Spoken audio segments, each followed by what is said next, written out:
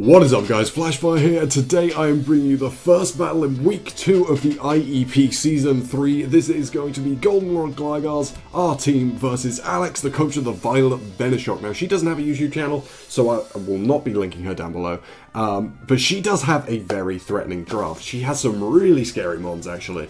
Her draft includes Mega Metagross, which is terrifying, Mega Gallade, Dragonite, Crocodile, Clefable, loads of really powerful high-tiered mons that I'm very, very afraid of. So this was quite a scary draft to be preparing for. I decided that the best chance I had of winning was to play very offensively and just try to pressure her away from being able to kill me. The way that she's generally been winning most of her games is by setting up with Dragonite and sweeping through people with it. She's also been using the Ditto quite effectively in her most recent battles, but the way I prepared for this match was I went back and watched the replays of her battles from the first week, and I noticed that she brought more or less an identical team to both battles, with the exception of changing like 1 or 2 mons, and she led off with her Scarf Ditto every match. So I prepared for that accordingly. Like I said, I prepared an offensive team. I've got Banded Crobat, I've got Specs Raikou, Choice Scarf Typhlosion with the Flashfire. Now, the thinking behind the Typhlosion is the only way for her Crocodile to break through the Scizor is for it to be for it to have Fire Fang. And I was expecting the Crocodile to either be Scarfed or Banded. So the idea was, if she Fire Fanged the Scizor, it does about 70% because I'm fully defensive. I would punish that by then switching into the Typhlosion the next turn, getting a Flash Fire boost, and then just throwing out the most powerful eruptions ever. That was the plan right there. So like I said, I brought fully physically defensive Scizor, that's also my defogger. I brought Assault Vest Max Spadef Hitmonlee as a switch into Scald, because even if I get burned by the Scald, it does about 30%, and then I 2-hit KO the Empoleon with high jump kick. So that was the thinking there.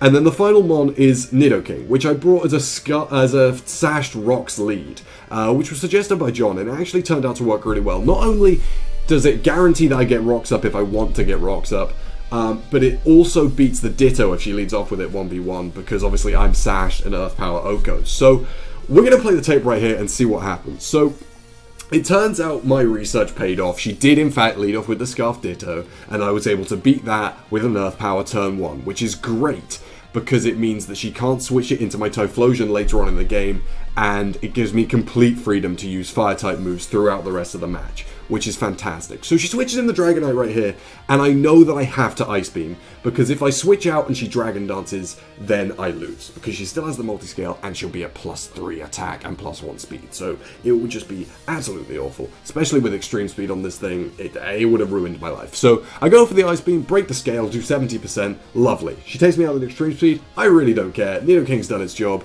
I no longer need to set the rocks because the Dragonite scale's broken anyways, so it's fine. I bring in the Scizor right here, threaten the Bullet Punch, and actually go for the Bullet Punch, because if I don't, then I just lose if she has Fire Punch, you know? So she's going to go for a Superpower right there, which I question. The only reason she would bring Superpower on the Crocodile against my draft is if she's afraid of Balloon Heat Ram. That's literally the only reason I can see for her bringing it. And I have no idea why she went for it against my Scizor, because Earthquake does more, it's stab. And if I'd switched into the Crobat, Superpower would have done nothing to me anyways. It wouldn't have made a difference. So I question the use of Superpower right there, because it allows me to take her out with a U-turn. I'm not attack invested, and this takes her out. I don't know if it would have done without the defense drop, but Crocodile's dead, and I'm a big fan of that. So we're going to go into Yellow Sacred right here, because our ground type's gone.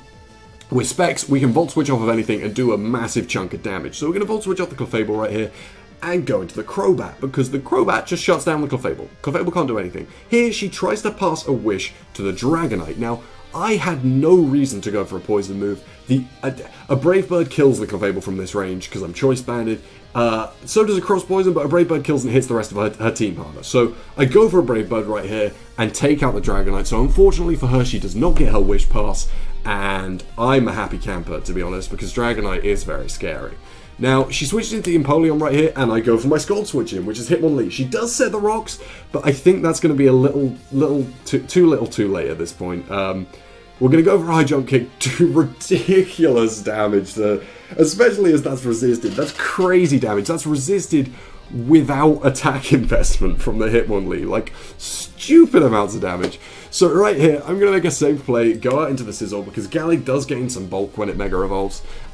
So I was afraid that it would be able to live here and then take me out with the Psycho Cut. So I go into the Sizzle, go for the safest U-turn of my life, and we're going to go right out into Raikou now. And we're just going to start Thunderbolting stuff. We're just going to start Thunderbolting stuff because there's literally no punish for that. She has nothing to punish me for going for Thunderbolts right here. So she's going to switch into Clefable, which we take out with a Thunderbolt, and she's going to go right back out into the Empoleon, which I don't know. Maybe she's just given up at this point because I'm going to go for another Thunderbolt. She's going to Scald me, get the burn, and then I'm just going to Thunderbolt again. Because, again, there's no punish. I'm going to Thunderbolt at this Empoleon, and she switches out into the Gallade and sacks it off. And then what's going to happen is she's going to bring in the Empoleon, and I was like, you know what?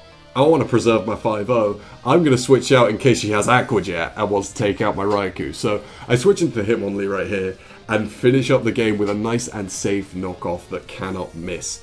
So that's going to be our third match in the IEP. We're going to end it 3-0 with a +11 differential, which I do believe puts us to the top of the table. I could be wrong. I know there is one other person who's currently still undefeated, so I'm not sure if our differential's better than them or not.